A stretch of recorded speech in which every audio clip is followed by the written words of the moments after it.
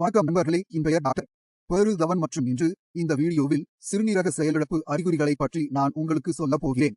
இது அனைவருக்கும் ஒரு முக்கியமான தலைப்பு. ஏனெனில் சிறுநீரகம் உணரத் தொடங்கும் போது அது எந்த வகையான அறிகுறிகளையும் கொடுக்காது. மேலும் சிறுநீரகம் அறிகுறிகளை கொடுக்கத் தொடங்கும் போது அவை மிகவும் பொதுவானவை. எந்த நோயாளி அல்லது மருத்துவரும் அந்த அறிகுறிகளை கண்டறிவது கடினம். இன்று இந்த அறிகுறிகளை நீங்கள் எவ்வாறு கண்டறிவது என்பதை இந்த வீடியோவில் விளக்குகிறேன். எனவே முதல் அறிகுறி சிறுநீரின் மூலம் புரத இழப்பு. இரத்தத்தில் CREAT-E9 வெளியீட்டிற்கு முன்பே இந்த அறிகுறியை நீங்கள் காணலாம். சிறுநீரக நோயாளி சிறுநீரின் வழியாக புரதம் வெளியேறும்போது சிறுநீரில் புரதம் கசிவதை கவனிக்கலாம். மேலும் உங்கள் சிறுநீர் நுரை மற்றும் ஊடுருவக்கூடியதாக மாறும்போது இதை நீங்கள் அறிந்து கொள்ளலாம். சிறுநீரகம் செயலிழந்த எந்த ஒரு நோயாளியிலும் சிறுநீரகம் சுமார் 30% சேதமடையும் போது CREAT-E9 அளவுகள் இயல்பை விட அதிகரிக்கும். எனவே புரோட்டீன் இழப்பு என்பது ஒரு நோயாளிக்கு அல்லது உண்மையில் மருத்துவர்களுக்கு சிறுநீரக காய்ச்சலை அதன் ஆரம்ப கட்டத்திலேயே கண்டறிய உதவும் ஒரு அறிகுறியாகும். சிறுநீரின் மூலம் உடல் அதிக புரதத்தை இழக்கும் போது இரத்தம் மெல்லியதாகி இரத்தத்தில் உள்ள திரவம் நாளங்களில் இருந்து வெளியேறி உடல் குழியில் சேரத் தொடங்குகிறது. மேலும் குழியின் காரணமாக இந்த உணவுகள் அனைத்தும் உடலின் கீழ் பகுதியில் குவியத் தொடங்குகின்றன. இது பொதுவாக கணுக்கால் சுற்றி இருக்கும். இந்த வழக்கில் அறிகுறி எண் 2 காணலாம். இது கீழ் உடலில் திரவத்தின் எடிமா குவிப்பு ஆகும். அதே புரத இழப்பு பிரச்சனை காரணமாக உங்கள் உடலில் போதுமான அளவு ஹீமோகுளோபின் உற்பத்தி செய்ய குறைந்த அளவு புரதம் உள்ளது.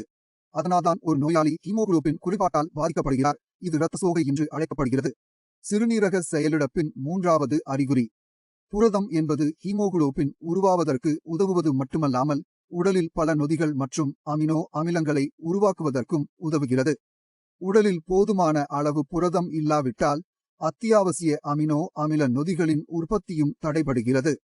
மேலும் உடலில் ஹீமோகுளோபின், அமினோ அமிலங்கள் மற்றும் என்சைம்களின் குறைபாடு காரணமாக உங்கள் உடல் 4வது அறிகுறியை உணரத் தொடங்குகிறது, அதாவது பலவீனம் மற்றும் சோர்வு. அறிகுறி எண் 5.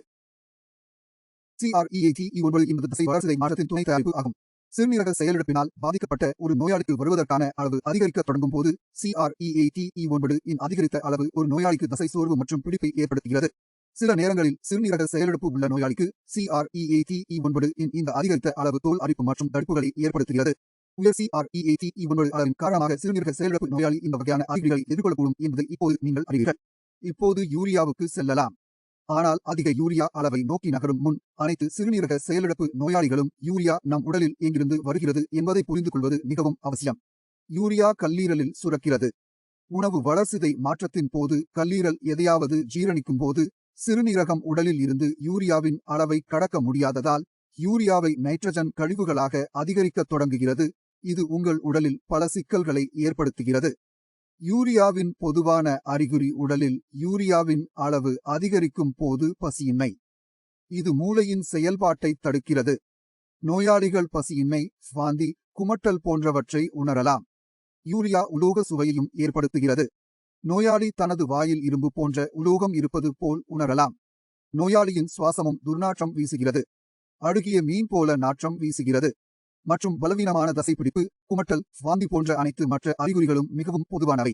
எனவே அறிகுறிகளின் அடிப்படையில் சிறுநீரக செயலிழப்பை கண்டறிவது நோயாளி அல்லது மருத்துவருக்கு மிகவும் கடினமாகிறது. சிறுநீரக செயலிழப்பால் பாதிக்கப்பட்ட ஒரு நோயாளி CREAT-E9 அல்லது யூரியாவின் அளவை குறைக்க விரும்பினால் சிறுநீரகத்தின் செயல்பாட்டில் ஒருவர் வேலை செய்ய வேண்டும். ஏனெனில் சிறுநீரகம் மட்டுமே உடலில் இருந்து இந்த கழிவு உலகத்தை சுரக்கக்கூடிய ஒரே உறுப்பு. சிறுநீரகங்கள் தங்கள் செயல்பாட்டை மேம்படுத்த தொடங்கியவுடன் CREAT-E9 மற்றும் யூரியாவின் அளவு குறையத் தொடங்குகிறது. ஏனெனில் இந்த கழிவுகளின் அளவு உடலில் குறையும். இந்த துர்நாற்றத்தால் ஏற்படும் அறிகுறிகளும் மறைந்து நோயாளியின் வாழ்க்கை சிறப்பாகிறது. சிறுநீரக செயலிழப்பு நோயாளிக்கு சிறுநீரகத்தின் செயல்பாட்டை எவ்வாறு அதிகரிக்க முடியும் என்ற கேள்வி இப்போது எழுகிறது. அதில் வேலை செய்வதன் மூலம் சிறுநீரகத்தின் செயல்பாட்டை மேம்படுத்தலாம். சில எளிய வழிமுறைகளை சொல்கிறேன். முதலில் சிறுநீரக செயலிழப்புக்கான காரணத்தை அகற்ற வேண்டும். சிறுநீரக செயலிழப்பு உள்ள பெரும்பாலான நோயாளிகளில் முக்கிய மூல காரணம் அதிக பிபி அல்லது அதிக சர்க்கரை அளவு. சிறுநீரக செயலிழப்பு நோயாளிக்கு பிபி அல்லது சர்க்கரையின் அளவு அதிகமாக இருந்தால் அது சிறுநீரகத்திற்கு மேலும் பாதிப்பை ஏற்படுத்துகிறது மற்றும் CREAT-E9 மற்றும் யூரியா தொடர்ந்து அதிகரித்து வருகிறது. எனவே முதலில் சிறுநீரக செயலிழப்புக்கான மூல காரணத்தை அகற்ற வேண்டும். அது உயர் இரத்த அழுத்தம் அல்லது சர்க்கரை. சிறுநீரக செயலிழப்புக்கான மூல காரணம் கட்டுப்பாட்டிற்குள் வந்தவுடன் சிறுநீரகத்திற்கு எந்த பாதிப்பும் ஏற்படாது என்றும் CREAT-E9 மற்றும் யூரியாவின் அளவு நிலையான வரம்பில் இருக்கும் என்றும் சொல்லலாம். படி எண் 2 சிறுநீரகத்தின் செயல்பாட்டை மேம்படுத்த வேண்டும். ஆனால் இப்போது கேள்வி எழுகிறது. சிறுநீரகத்தின் செயல்பாடுகளை மேம்படுத்தும் திறன் உள்ளதா? பதில் ஆம். ஒரு சிறுநீரகத்தை மற்றொரு நோயாளிக்கு தானம் செய்த ஒரு நபரை உதாரணத்திற்கு எடுத்துக்கொண்டால், ஒரு சிறுநீரகம் இருந்தாலும் அந்த நோயாளிக்கு CREATE9 மற்றும் யூரியா அளவு அதிகரிப்பதில்லை. ஒரு கிட்னியை இழந்த பிறகும் உடலின் வடிகட்டுதல் சக்தி 50% குறைந்தாலும் அவரது சிறுநீரகம் வடிகட்டுதல் திறனை அதிகப்படுத்துவது ஏன்? அதனால்தான் அந்த நபருக்கு CREATE9 மற்றும் யூரியாவின் அளவு அதிகரிக்காது. இப்போது சிறுநீரகத்தின் இந்த சூப்பர் பவரை சிறுநீரக செயலிழப்பு உள்ள ஒவ்வொரு நோயாளிக்கும் பயன்படுத்த வேண்டும். சிறுநீரக செயலிழந்த நோயாளியின் CREATE9 இன் அளவு 4 mg/dl என்பதற்கு ஒரு உதாரணத்தை எடுத்துக் கொள்வோம். அதாவது சிறுநீரகம் 60% வடிகட்டுதல் செயல்பாட்டை இழந்துவிட்டது. அதாவது சிறுநீரகம் இப்போது 40% செயல்திறனுடன் செயல்படுகிறது. சிறுநீரகத்தின் செயல்பாட்டில் நாம் வேலை செய்தால் இந்த 40% சிறப்பாக செயல்பட்டு இரத்தத்தில் உள்ள CREATE9 அளவை வடிகட்டுவதற்கான திறனை அதிகரிக்கிறது மற்றும் யூரியா குறையும். எனவே நான் ஏற்கனவே உங்களுக்கு விளக்கிய சிறுநீரக செயல்பாடு மறுசீரமைப்பு சிகிச்சையின் உதவியுடன் சிறுநீரகத்தின் செயல்பாட்டை அதிகரிக்கலாம். CREATE9 மற்றும் யூரியாவின் அளவு வெகுவாக குறைந்திருப்பதால் எனது நோயாளிகளின் சில அறிக்கைகளை உங்களுக்கு காட்டுகிறேன்.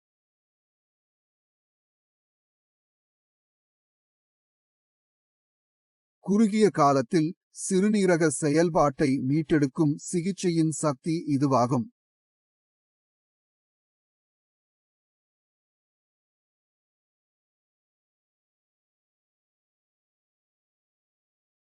இப்போது படி எண் 3க்கு செல்லலாம். CREATE9 மற்றும் யூரியாவின் அளவுகள் குறைக்கப்பட்டவுடன் அந்த அளவை பராமரிப்பது மிகவும் முக்கியம். ஏனெனில் சிறுநீரக செயலிழப்பு நோய் ஒரு சுய முற்போக்கு கோளாறு ஆகும். இதில் அனைத்து வகையான சிகிச்சைகள் எடுத்த பிறகும் கூட CREATE9 மற்றும் யூரியாவின் அளவை பார்க்கிறோம் அதிகரித்துக் கொண்டே செல்கிறது. எனவே இங்கே நீங்கள் உங்கள் இரத்த அழுத்தம் மற்றும் இரத்த சர்க்கரை அளவை கவனித்துக் கொள்ள வேண்டும். நாங்கள் முன்பு விவாதித்தபடி நீங்கள் அவர்களை கட்டுப்பாட்டில் வைத்திருக்க வேண்டும். இப்போது சிறுநீரக செயலிழப்புக்கான அறிகுறிகள் என்ன என்பதையும், சிறுநீரகம் மற்றும் யூரியாவின் அளவை எந்த சிறுநீரக செயலிழப்பு நோயாளியையும் எவ்வாறு குறைக்கலாம் என்பதை அவை ஏன் உருவாக்குகின்றன என்பதை நீங்கள் புரிந்து கொண்டிருப்பீர்கள் என்று நம்புகிறேன். சிறுநீரக செயல்பாடு மறுசீரமைப்பு மற்றும் சிகிச்சை குறித்து உங்களுக்கு ஏதேனும் சந்தேகம் இருந்தால் நீங்கள் எங்கள் மருத்துவர்களை அழைக்கலாம் அல்லது கீழே கொடுக்கப்பட்டுள்ள ஐடியில் ஒரு மின்னஞ்சலை அனுப்பலாம். இந்த கொடிய நோயை எதிர்த்து போராட எங்கள் நிபுணர் மருத்துவர்கள் உங்களுக்கு உதவுவார்கள். இப்போது விடைபெறுகிறேன். அடுத்த வீடியோவில் சந்திப்போம்.